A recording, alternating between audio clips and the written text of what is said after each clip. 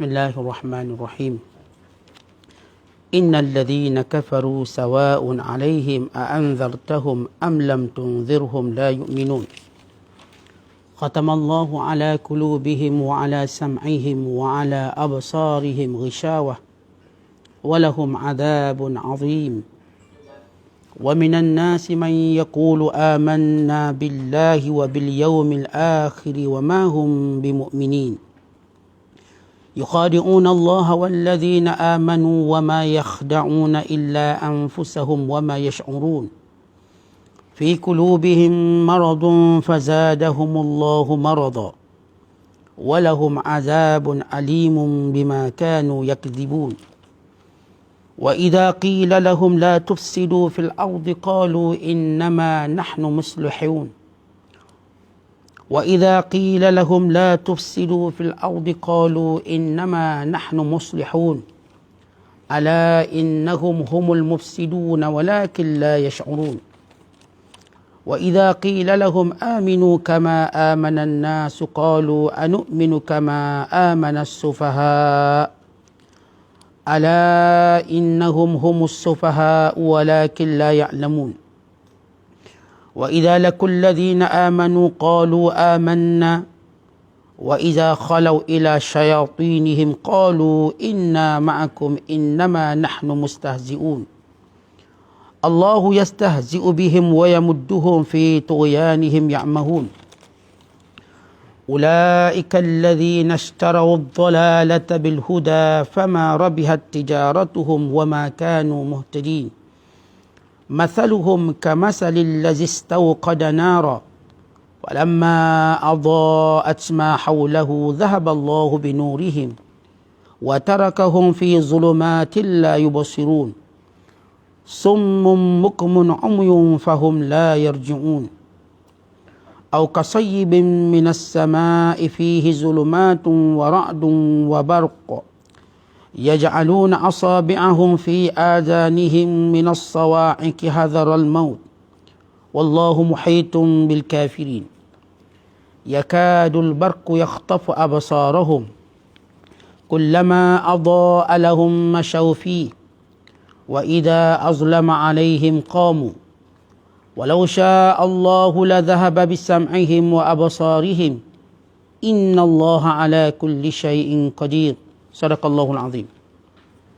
Sesungguhnya orang-orang kafir yang tidak akan beriman, sama sahaja kepada mereka.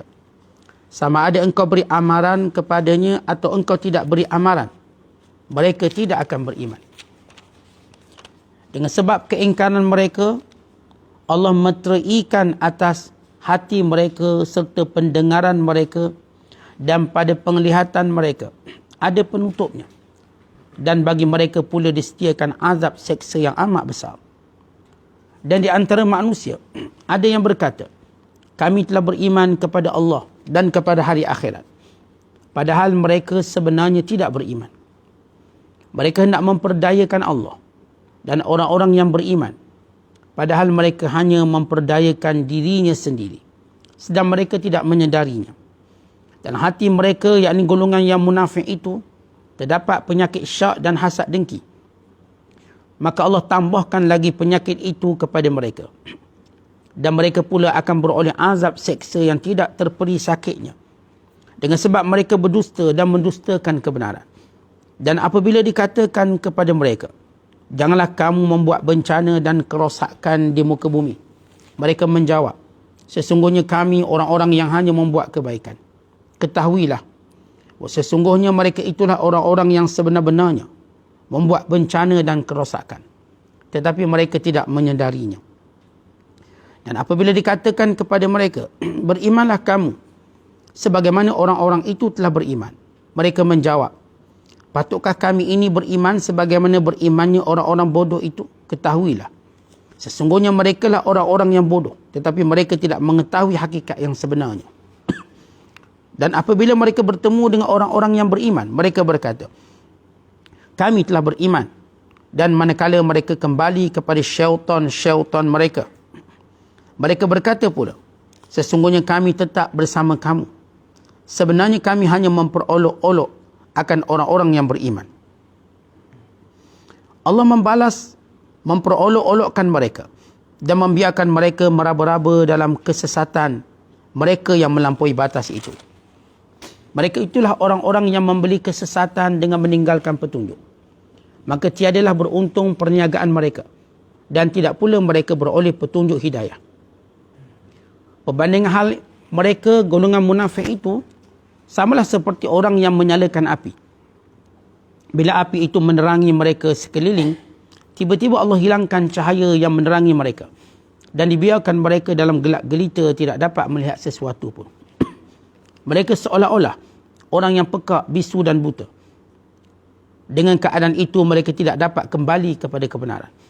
Atau bandingannya seperti orang-orang yang ditimpa hujan lebat dari langit bersama dengan gelap gelita dan guruh serta kilat. Mereka menyumbat jarinya ke dalam telinga masing-masing dari mendengar suara petir kerana mereka takut mati. Masakan mereka boleh terlepas. Sedang pengetahuan dan kekuasaan Allah meliputi orang-orang yang kafir itu. Kilat itu pula hampir-hampir menyambar menghilangkan penglihatan mereka. Tiap-tiap kali kilat itu menerangi mereka, dengan pancarannya mereka berjalan dalam cahayanya. Dan apabila gelap menyelubungi mereka, berhentilah mereka menunggu dengan bengongnya. Dan sekiranya Allah menghendaki nescaya dihilangkan pendengaran dan penglihatan mereka. Sesungguhnya Allah Maha Kuasa atas tiap-tiap sesuatu. Masih lagi kita berada dalam penafsiran surah Al-Baqarah. Pada malam ini, ayat yang kita sentuh bermula daripada ayat yang ke-6 sehingga ayat yang ke-20. Ayat-ayat yang kita bacakan ini menceritakan tentang, pertama, sifat-sifat orang-orang kafir. Yang kedua, sifat-sifat orang-orang munafik. Kalau sebelum ini pada ayat yang pertama dan kelima, menceritakan tentang Al-Quran dan sifat-sifat Al-Quran, kemudian menceritakan sifat-sifat orang beriman. Ada 4 sifat orang beriman yang disebut oleh Allah SWT. Maka menjadi suatu kebiasaan Al-Quran, selepas disebut keadaan orang-orang beriman, maka Allah Ta'ala akan menceritakan pula tentang orang-orang yang kufur kepada Allah. Kerana lawan kepada iman itu ialah kufur. Kufur lawan kepada keimanan, supaya manusia dan orang-orang beriman dengan mudah dapat membezakan. Kerana uslub yang paling hebat, bila disebut satu perkara, lalu disebut satu perkara bertentangan dengannya, supaya mudah untuk kita mencari perbezaan yang ketara. Akhirnya orang beriman sentiasa berada dalam cahaya.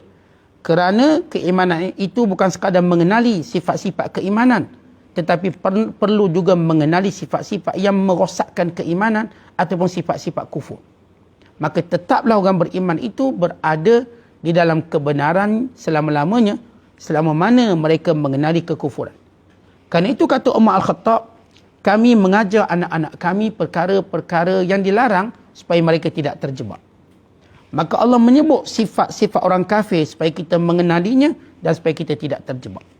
Maka Allah Ta'ala berfirman dengan firman-Nya, innal ladzina kafaru, sesungguhnya orang-orang yang kafir. Bila kita sebut perkataan kafaru, yakni kafir, artinya orang-orang yang mengingkari semua perkara yang datang daripada Allah dan Rasul. Perkara yang boleh menyebabkan seorang kufur ialah bila mereka mengingkari apa yang datang dari Allah dan Rasul, maka mereka kufur. Tanpa sebarang takwilan, tanpa sebarang penjelasan, dengan keadaan mereka tahu. Maka inilah yang disebut orang-orang kafir. Lalu Allah menyebut sawa'un alaihim, sama sahaja atas mereka. Sifat orang kafir ini dia ada satu sifat yang sama, sebahagian daripada mereka. A'anzartahum, sama ada engkau memberi peringatan, amaran kepada mereka wahai Muhammad, am lam tunzirhum, atau kamu tidak memberi peringatan kepada mereka. La yu'minun, mereka tidak sekali-kali beriman. Tuan-tuan, ayat ini diturunkan kepada ketua-ketua pemimpin kufur di kalangan Yahudi. Kata Imam At-Tabari dalam riwayat Ibnu Abbas radhiyallahu taala anhuma, dan demikian juga daripada Imam Al-Kalbi menyatakan, dua ayat yang kita bacakan ini diturunkan ke atas Huyai bin Akhtab Ka'ab bin Ashraf, ini ketua-ketua Yahudi, dan seumpama dengan mereka. Kerana bila mana Allah Ta'ala menyebut kelompok kufur, di sini ialah kelompok kufur ahli Madinah. Sebagaimana kita jelaskan semalam, surah ini diturunkan di Madinah.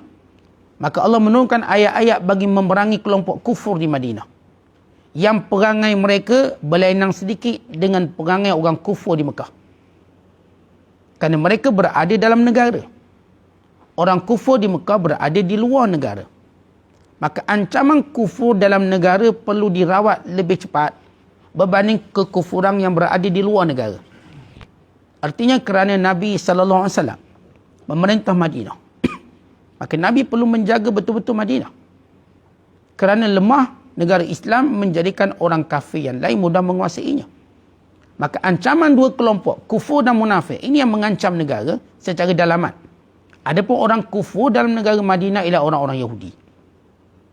Maka Allah Ta'ala menyebut sifat mereka sama sahaja. Dia beri peringatan ataupun tidak. Kerana apa? Khatamallahu ala qulubihim. Allah telah mengunci hati-hati mereka. Wa ala sam'ihim, dan pendengaran mereka. Wa ala absarihim, dan penglihatan mereka. Ghisyawah, dengan satu tutupan. Yang dimaksudkan tutupan ghisyawah ini, yakni Allah Ta'ala telah mengunci pintu hati mereka, melaknat mereka. Walahum azabun azim, dan bagi mereka azab yang pedih. Artinya orang kufur yang berada di Madinah di kalangan Yahudi ialah orang-orang kufur yang telah ditutup pintu hati mereka. Melainkan segelintir sahaja seperti Abdullah bin Salam radhiyallahu ta'ala anhu, Yahudi yang memeluk Islam. Lain-lain Yahudi, semuanya ditutup pintu hatinya, kufur. Sama ada Bani Qainuqa, Bani An-Nadir, Bani Quraidah. Semua kekal dalam kekufuran mereka. Maka ayat ini secara khususnya diturunkan kepada kelompok-kelompok kafir Yahudi di Madinah. Tetapi pengajarannya umum. Kata ulama, dua ayat ini memberi khabar gembira kepada Nabi SAW. Khabar gembira apa? Bahawa Nabi tidak salah dalam berdakwah. Nabi sudah menyampaikan apa patut disampaikan.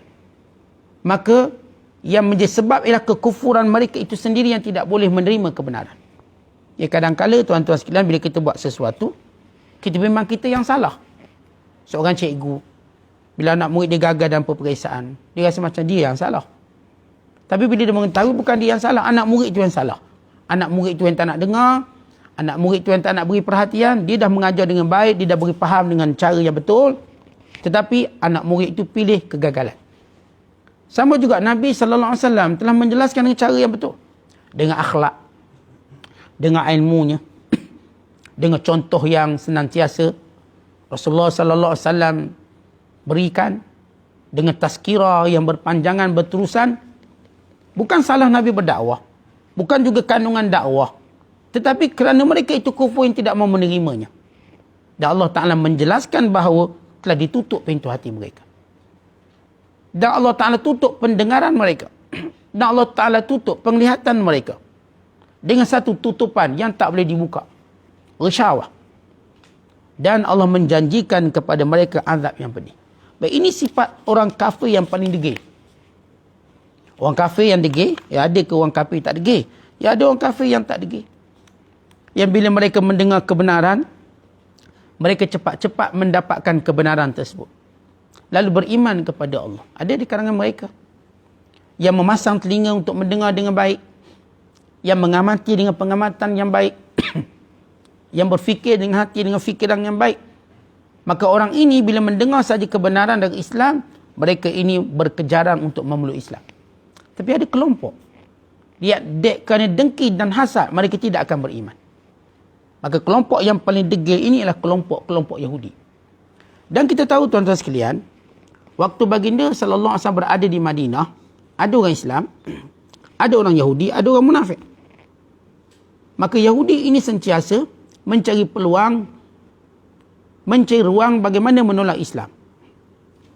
Rasulullah berada di Madinah. Nabi menghadap Baitul Maqdis selama 16 bulan.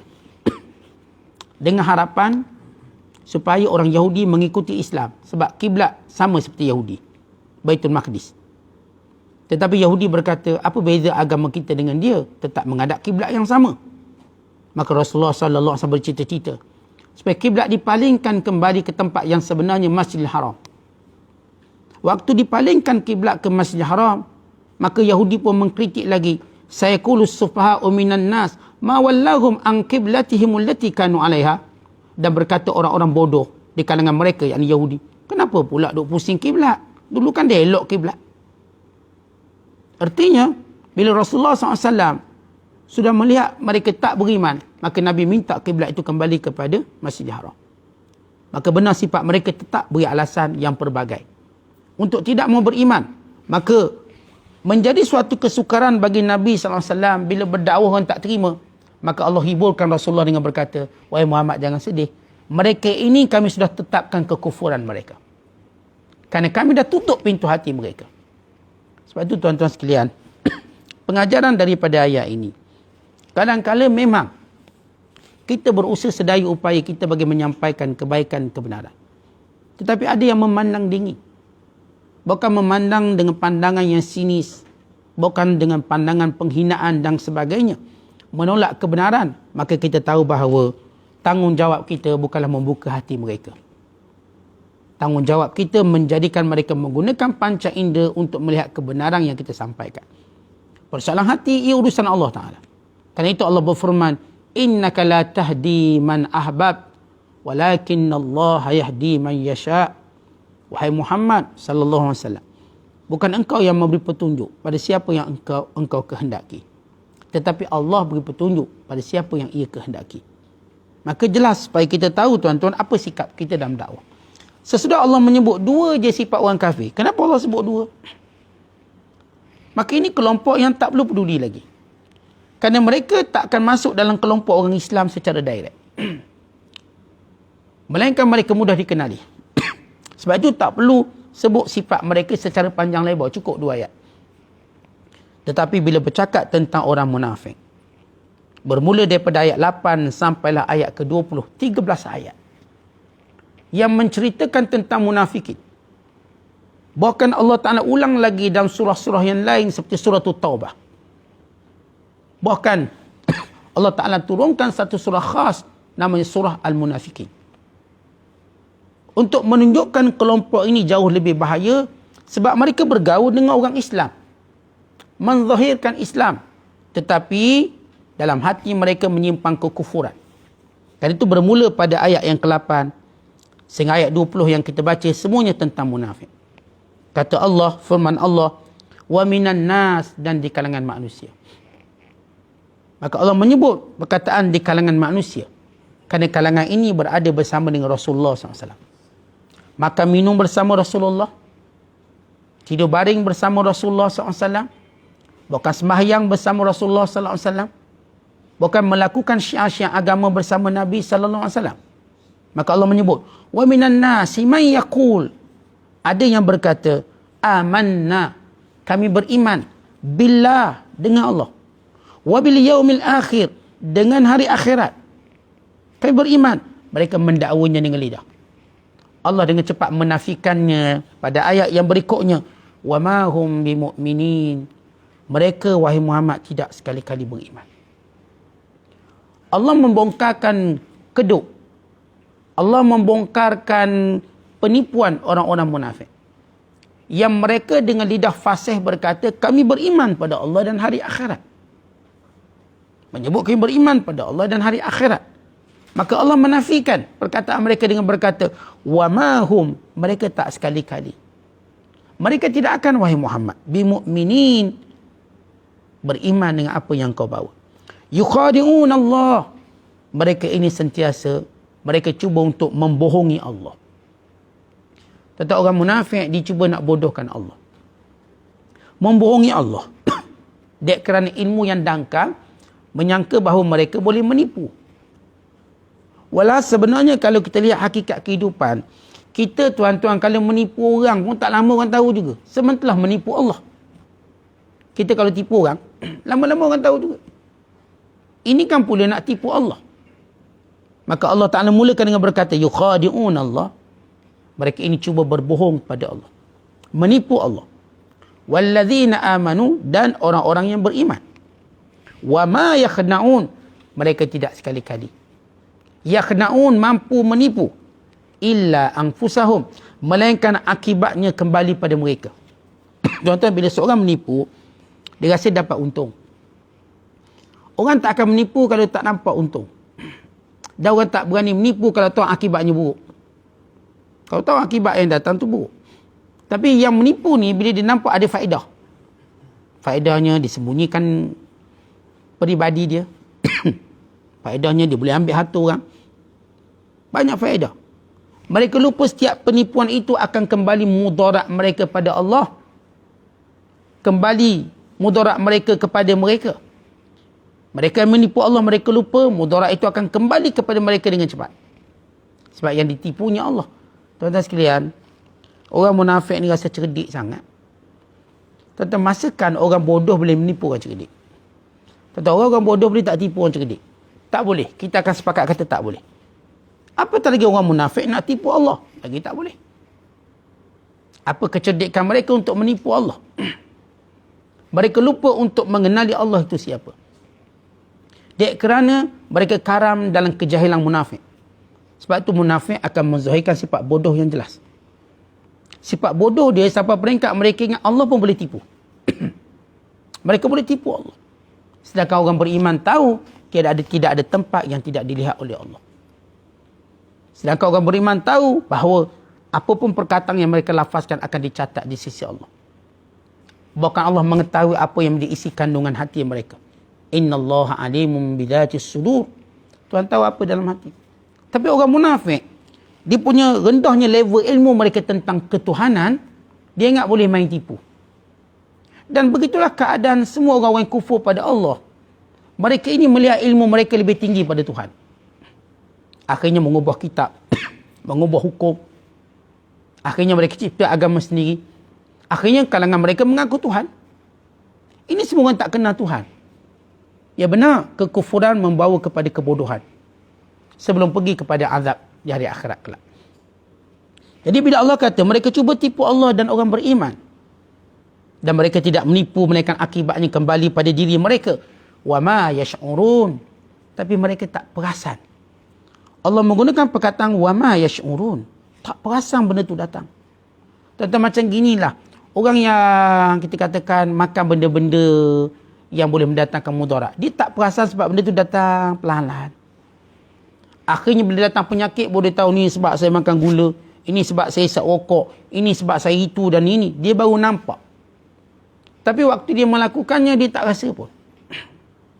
Waktu dia bersifat munafik dia tak nampak apa-apa. Ia datang menjalar kemusnahan itu sedikit demi sedikit. Kerana Allah menyebut dalam ayat yang lain. Sanastadrijuhum min haitsu la ya'lamun wa umli lahum inna kaidi matin. Kami akan ambil sedikit demi sedikit tanpa mereka sedar. Dan kami terus memberi tempoh dan datang kepada mereka azab yang mereka tak akan terlepas. Dia tuan-tuan macam kita tahan perangkap. Bila kita tahan perangkap, kita biarkan biar dia masuk dalam lagi supaya dia tak akan lepas lagi.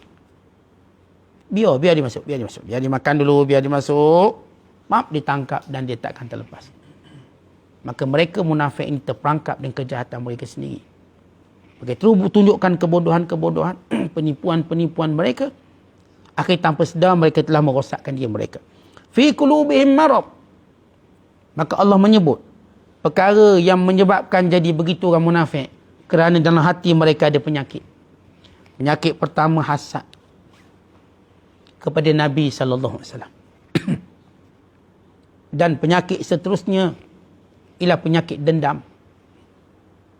Penyakit seterusnya penyakit syak. Penyakit kebodohan. Dan semua penyakit-penyakit yang berkumpul dalam hati mereka. Allah tak sebut penyakit pada badan.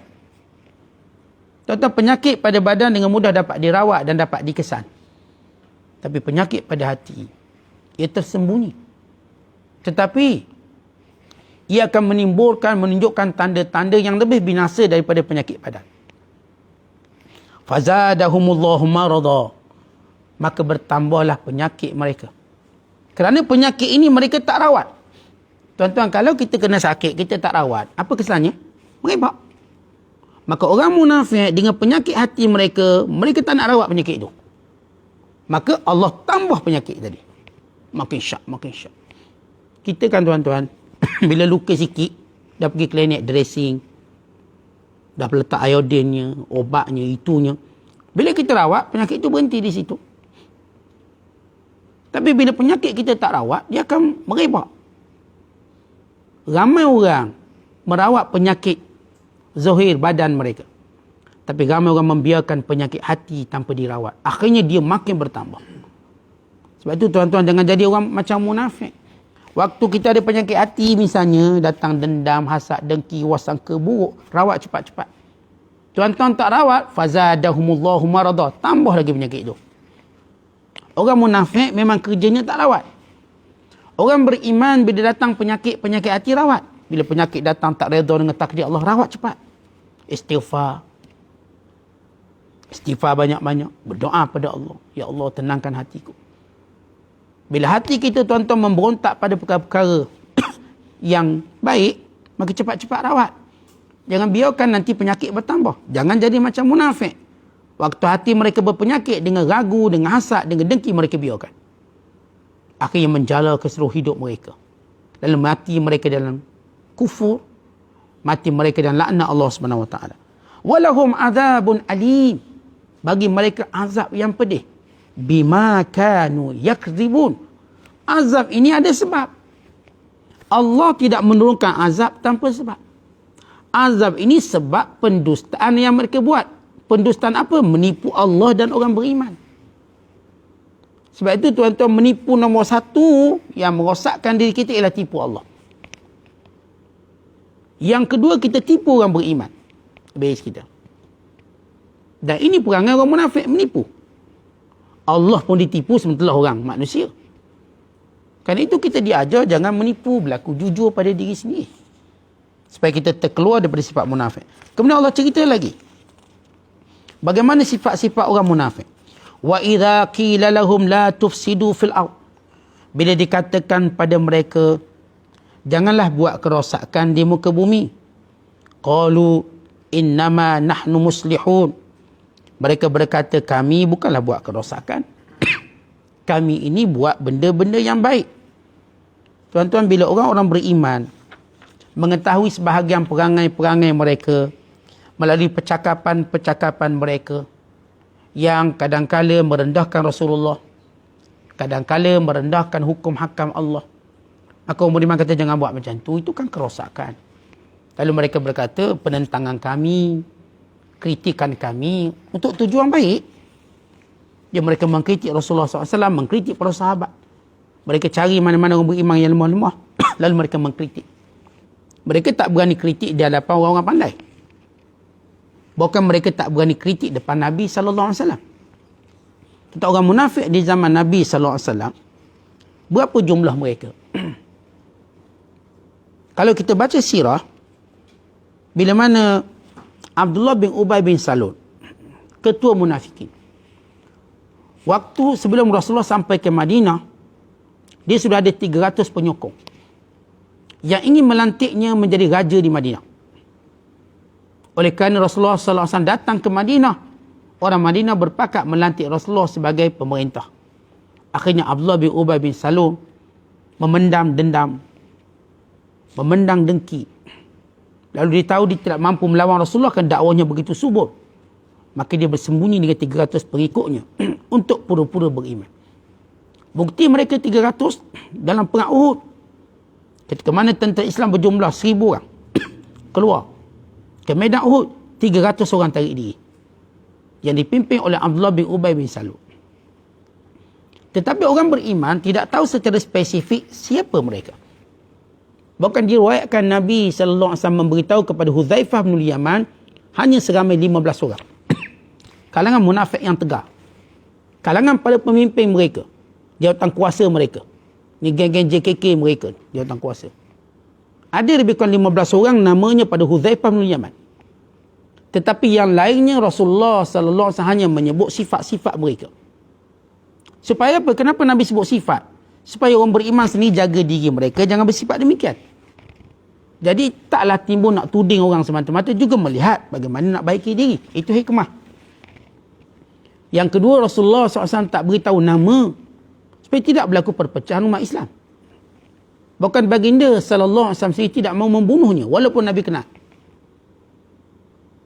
Kata Imam Ibn al-Arabi dalam Ahkamul Quran, dia kata Nabi sallallahu alaihi wasallam tidak membunuh orang munafik. Bahkan Nabi tak mempedulikan mereka kerana satu maslahah untuk mendamaikan hati sesama mereka. Bahkan bimbang akan fitnah yang mungkin berlaku. Kata Nabi sallallahu alaihi wasallam, "Akhafu an yatahaddatsan nas anna Muhammadan sallallahu alaihi wasallam yaqtulu ashabahu." Aku bimbang nanti orang viralkan, orang buat spekulasi Muhammad membunuh sahabatnya. Bila Rasulullah SAW menyatakan di kalangan sahabat aku ada orang munafik. Tuan-tuan, kalau kita sebut sahabat, sahabat kan baik-baik. Maksudnya orang ini sebagaimana mereka pura-pura beriman pada Allah, mereka juga pura-pura bersahabat dengan Rasulullah. Nabi sebut di kalangan sahabatku bukan bermaksud sahabat-sahabat yang memang jujur dan setia dengan Nabi SAW, yang kita tahu tentang sahabat Rasulullah. Tapi orang yang menisbahkan sahabat secara palsu. Hanya sekadar bertemu dengan Nabi secara palsu, hati mereka menyimpang kekufuran. Maka sebahagian sahabat-sahabat lihat perangai-perangai mereka lalu ditegur. Bila ditegur, mereka kata kami bukanlah nak hina Rasulullah. Bila orang puji Abu Bakar, puji Umar, mereka kutuk. Mana-mana orang dekat dengan Nabi SAW yang dipuji, mereka akan kutuk. Bila kata bukan kami niat nak kutuk dan kritik dan sebagainya, kami cuma nak benda yang baik-baik. Kita kan tegur membina, konstruktif. Walau ada orang menegur bukan untuk membina, tetapi niat mereka mengaibkan. Padahal pada diri mereka penuh keaiban. Tuan-tuan, kita boleh kenal orang ni yang suka kritik orang. Semua tak betul. Dalam diri mereka itu penuh keaiban, sehingga mereka lupa memperbaiki diri mereka. Mereka duk sibuk kepada kesilapan kecil orang lain ataupun yang lain-lain. Bila orang beriman sedekah sikit, mereka kata apa sedekah sikit, bukan cukup. Bila orang beriman yang sedekah banyak, mereka kata tengok orang-orang riak. Ini semua riak, Tuhan tak beri pahala. Tapi mereka buat apa? Tak buat apa. Jadi hati-hati, ada netizen macam tu perangai dia. Dia kritik semua orang tapi dia tak buat apa-apa. Bila tunjuk gotong royong, riak ni tunjuk. Bila tak buat, kau buat apa, duduk saja. Kalau kita balas balik, boleh tak kita sama-sama gotong royong? Tu senyap dia. Tak nak dia. Tak nak terlibat. Tapi kalau buat kritik, nombor satu. Tuan-tuan jangan ikut perangai munafik. Sebab itu para ulama' membahagikan munafik itu, tuan-tuan, ada dua. Satu dipanggil nifak amali. Perangai itu munafik, tapi tak munafik. Perangai munafik. Yang kedua, nifak i'tiqadi. Nifak i'tiqad. Ini yang kafir. Yang pura-pura Islam pada mulut, dalam hati mereka kufur. Tapi ada orang munafik tadi, perangai munafik. Perangai dia suka rendah-rendahkan orang Islam. Tapi dia Islam, tak ada masalah Islam. Tapi dia macam suka kritik orang lain. Dia suka menipu, suka khianat. Perangai dia munafik. Jadi kita kena bezakan antara perangai munafik dengan i'tiqad munafik. Yang kita baca dalam ayat ini lebih kepada i'tiqad munafik yang diketuai oleh Abdullah bin Ubay bin Salul. Kemudian Allah berfirman, "Wa idza lakul ladzina amanu." Bila orang-orang munafik ini bertemu dengan orang beriman, qalu amanna, mereka kata kami beriman. Wa idza khalau ila syayatinihim, bila mereka bertemu dengan syaitan-syaitan mereka. Allah menamakan sekumpulan manusia dengan nama syaitan-syaitan. Siapa syaitan-syaitan di sini? Tuan-tuan, maksud syaitan-syaitan di sini ialah pemimpin-pemimpin orang kafir di kalangan Yahudi dan munafik. Bila mereka jumpa bos-bos munafik, Tuan, kita olok-olok je beriman, kita tak beriman pun. Maka Allah menamakan kelompok yang menolak kebenaran even di kalangan manusia sebagai syaitan. Dalam ayat yang lain Allah menyebut syayatinul insi wal jin. Syayatinul jin wal ins. Syaitan jin dan syaitan manusia. Maknanya orang-orang yang menolak kebenaran boleh disebut syaitan. Syaitan kamu ni tolak kebenaran. Maka Allah menyebut dalam ayat ini, bila mereka bersama syaitan-syaitan mereka, mereka berkata kami bersama kamu Dengan orang beriman kami cuma main-main. Dan ini menunjukkan sifat orang munafik suka mempermainkan agama. Agama dimain-main, sedangkan kita tahu agama ni kita tak boleh bergurau. Hal lain boleh kita bergurau. Agama jangan main-main. Allahu yastahzi'u bihim, dan Allah akan menghina mereka. Wa yamudduhum, dan Allah biarkan mereka. Fi tughyanihim, dalam kesesatan mereka. Ya'mahun, mereka tu berseronok-seronok dengan kesesatan. Walau mereka ini berada dalam kebinasaan. Ulaika alladzina ishtaraw ad-dalalata bil huda. Merekalah orang-orang yang telah membeli kesesatan. Sanggup beli kesesatan dengan membiarkan petunjuk. Fama rabihat tijaratuhum. Dan inilah perniagaan yang amat rugi. Wa ma kanu muhtadin. Dan mereka sekali-kali tak akan dapat petunjuk. Kemudian Allah Ta'ala menyebut sifat mereka lagi. Mathaluhum, bandingan mereka. Kamasalil ladzi istauqada nara, seperti orang yang hidupkan api. Falamma adha'at ma haulahu, bila api itu dah hidup sempurna, maka terang sekelilingnya, zahaballahu binurihim, maka Allah menghilangkan cahaya itu. Wa tarakahum, dan membiarkan mereka dalam kegelapan. La yubsirun, mereka tak dapat melihat. Maknanya tuan-tuan, mereka dah duduk dengan kelompok yang dapat hidayah. Mereka duduk di Madinah. Mereka bersama Rasulullah sallallahu alaihi wasallam siang, malam, pagi, petang. Mereka bersama dengan para sahabat. Tetapi mereka gagal mengambil manfaat. Cahaya itu Allah hilangkan kerana perasaan buruk dan dengki mereka. Lalu mereka gelap dalam cahaya. Artinya bandingan orang hidup api makna dalam petunjuk, dalam hidayah. Tiba-tiba api itu hilang, gelap, padam. Padam, maka mereka pun meraba-raba dalam kegelapan. Artinya orang ini gagal mengambil manfaat dengan cahaya yang ada. Bukan membiarkan cahaya itu padam. Orang munafik dengar Rasulullah ceramah. Tuan-tuan dapat dengar Rasulullah ceramah. Masya Allah. Luar biasa. Dan dapat duduk di masjid Nabi di zaman Rasulullah. Mereka berada pada surrounding, pada persekitaran hidayah. Luar biasa persekitaran hidayah tersebut. Dengan hidupnya baginda sallallahu alaihi wasallam. Dengan sahabat-sahabat yang kental iman. Tapi mereka tak dapat manfaat. Sebab itu bahaya hati kotor, tuan-tuan. Bila hati buruk, walau duduk tempat baik, dia tak dapat manfaat. Kita cuma macam nampak sekejap, tiba-tiba hilang. Tak dapat manfaat langsung. Allah menyebut summum. Mereka ini menjadi summum. Artinya tuan-tuan menjadi pekak. Pekak untuk dengar kebenaran. Bukmun dan bisu. Bisu untuk menuturkan kebenaran. Nak puji Rasulullah bisu. Nak puji Islam benar tu bisu. Wa umyun. Umyun, dan mereka ini buta. Bayangkan orang yang buta dalam cahaya yang terang. Kalau orang ni siang hari pun dia kata matahari tak ada. Jangan kata malam hari. Orang buta di siang hari dia kata tak ada matahari. Dia kerana tak dapat melihatnya. Walau bukan matahari yang tak ada, penglihatannya yang tak ada. Mereka kata tak ada kebenaran pada Islam. Bukan kebenaran tak ada dalam Islam, tapi kamu tak nampak kebenaran. Bila mata sakit, bagaimana mungkin dapat melihat matahari? Apatah lagi yang buta. Fahum la yarji'un. Dek kerana hilang segala panca indera yang membawa petunjuk dan kebaikan, maka mereka tak akan dapat apa-apa. Mereka tak mampu kembali ke pangkal jalan. Tuan-tuan, selalu kita sebut sesat, kembali ke pangkal jalan. Itu kalau orang tu tak buta. Kalau orang tu tak pekak. Kalau jenis buta pekak, dia terus terbabas masuk neraka. Sebab itu Allah kata kalau seluruh panca indera tidak berfungsi untuk mencari kebenaran, itulah orang munafik, maka mereka tak mampu kembali. Tuan-tuan, yang hanyut jauh, yang boleh kembali sebab dia guna balik mata dia. Dia guna balik telinga dia. Dia guna balik mulut dia, maka dia kembali kepada kebaikan. Kalau tidak, habis. Au kasayyibin minas sama' fihi zulumat, atau seperti hujan yang lebat yang turun dari langit, yang padanya kegelapan, datang ra'dun wabar, datang guruh, datang kilat. Yaj'aluna asabi'ahum, mereka letak jari-jari mereka di telinga-telinga mereka, minas sawa'iq, dek kerana bimbang halilintar dan guruh, hazral maut, kerana menjaga nyawa, bimbang nyawa mereka. Wallahu muhitun bil kafirin, sedangkan Allah Ta'ala menguasai orang-orang kafir. mengetahui perbuatan mereka.